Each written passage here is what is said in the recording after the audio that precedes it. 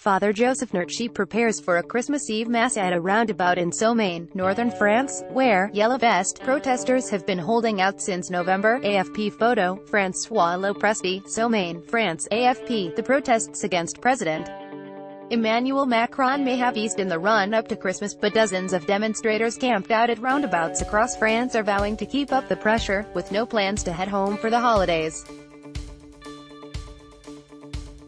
Deviled eggs, foie gras and a traditional bûche de Noël cake for dessert. "We wouldn't have all this if we celebrated Christmas at home," said Xavier, a 44-year-old at a roundabout in Somain, northern France. He was among some 30 people having dinner ahead of Christmas Eve Mass on Monday night, savoring the generosity of supporters who donated the delicacies, as well as the newfound camaraderie forged in the Yellow Vest movement. "At the beginning we were protesting against fuel prices, but we've become friends and tell ourselves, we're not all alone," added Christine, 51. Since erupting on social media in October, the grassroots campaign has ballooned into widespread anger over rising costs of living and Macron's perceived neglect of struggling families in rural and small-town France. Mass demonstrations launched on November 17 have spiraled into vandalism and violent clashes in Paris and other cities, posing the biggest challenge for Macron since his May 2017 election. "The thing which brings us all together is that we're sick and tired of struggling," Alexander, a 38-year-old laborer, said at the roundabout in Somain, alongside his wife and 2 children. A new protest has been called for December 31 in Paris on the Champs-Élysées, where tens of thousands of tourists and locals traditionally gather to ring in the new year. Prime Minister Edouard Philippe has promised to restore order after the latest violence Saturday night, when 3 police on motorcycles had to flee dozens of attackers on the capital's iconic avenue. Bring people together. The protests have enjoyed widespread public approval, especially in areas like Somain, which has been hit hard by the decline of coal mining and other heavy industry in northern France.